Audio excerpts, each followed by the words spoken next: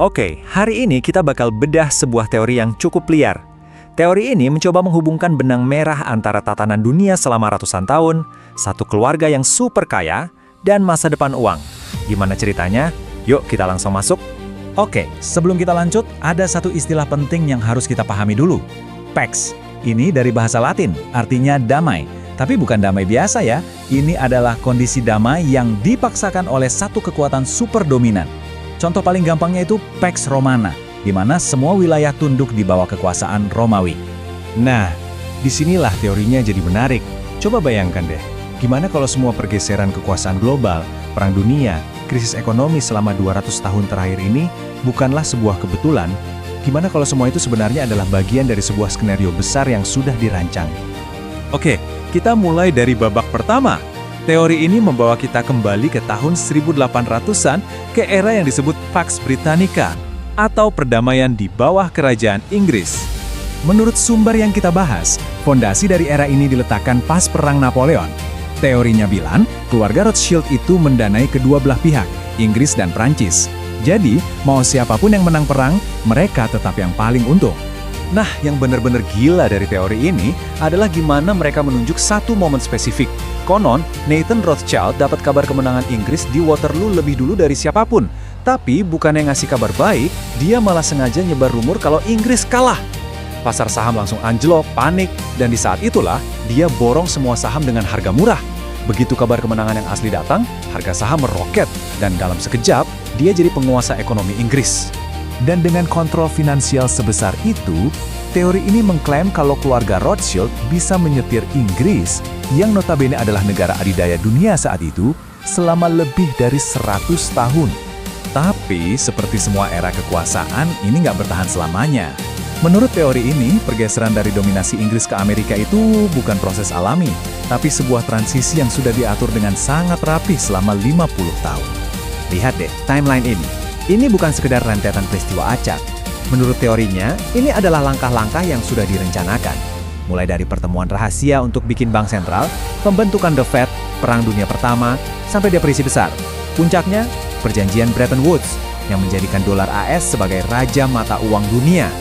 Dan jantung dari semua rencana ini, katanya, adalah pembentukan The Federal Reserve.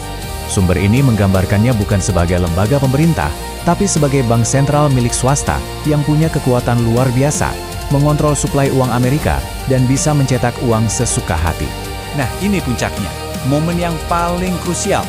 Sumber ini menyoroti keputusan Presiden Nixon di tahun 1971 yang melepas patokan dolar dari emas. Tindakan ini disebut sebagai perampokan terbesar sepanjang masa, karena sejak saat itu nggak ada lagi batasan untuk mencetak dolar. Mesin cetak uang bisa jalan terus tanpa henti. Oke, jadi polanya mulai kelihatan kan?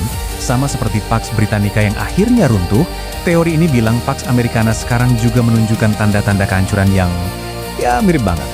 Dan disinilah perbandingannya jadi sangat jelas. Coba deh kita lihat. Inggris setelah Perang Dunia Kedua. Kelelahan karena perang, utang menumpuk, kerajaan mulai runtuh. Sekarang lihat Amerika. Terkuras karena perang abadi di mana-mana, utang nasional yang jumlahnya nggak masuk akal, dan posisi dolar yang mulai digoyang. Mirip kan? Kalau Anda butuh bukti, nah sumber ini menunjuk ke sini, jumlah pasokan uang di Amerika. Lihat saja angkanya. Dalam waktu 2 tahun terakhir saja, jumlah uang yang dicetak itu luar biasa banyaknya. Menurut teori ini adalah resep sempurna untuk bencana hiperinflasi. Jadi, kalau Pax Britannica sudah lewat dan Pax Americana sedang di ujung tanduk, terus apa selanjutnya? Nah, teori ini punya jawaban yang cukup spesifik untuk tatanan dunia ketiga dan yang terakhir. Babak berikutnya ini disebut Pax Judaica. Teori ini yang sering dikaitkan dengan Sheikh Imran Hossein bilang kalau pusat kekuatan dunia selanjutnya akan bergeser ke Israel yang dianggap akan memimpin dunia lewat dominasi mereka di bidang teknologi dan software. Setiap kali ada pergeseran kekuasaan seperti ini, selalu ada pemicunya kan? Biasanya krisis. Nah, teori ini bilang, krisis ekonomi berikutnya bakal meruntuhkan dolar.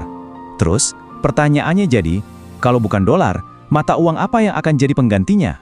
Dan jawabannya, menurut teori ini, adalah cryptocurrency. Sebuah mata uang tunggal dunia dalam bentuk digital. Tapi, tunggu dulu. Cerita yang kita dengar soal kripto, tentang Satoshi Nakamoto sang pahlawan anonim, tentang desentralisasi, tentang kekuatan untuk rakyat, menurut teori ini, itu semua cuma sandiwara.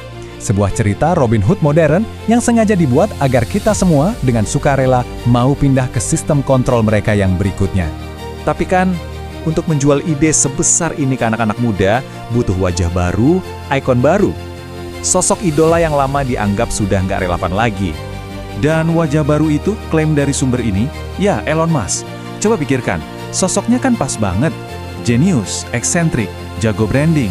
Seolah-olah dia Robin Hood zaman sekarang yang melawan kemapanan. Narasi tentang menyelamatkan dunia, pergi ke Mars, dan tentu saja promosi kripto yang tiada henti. Dia adalah idola yang sempurna untuk era digital ini.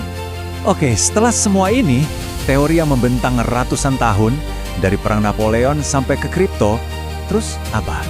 Apa gunanya kita tahu semua ini? Apa yang harus kita lakukan? Nah, penutup dari teori ini bukan ajakan untuk melawan, malah sebaliknya. Pesannya cukup pragmatis. Katanya, kita nggak bisa mengalahkan sistem ini. Jadi, cara terbaik adalah dengan mencoba memahami permainannya.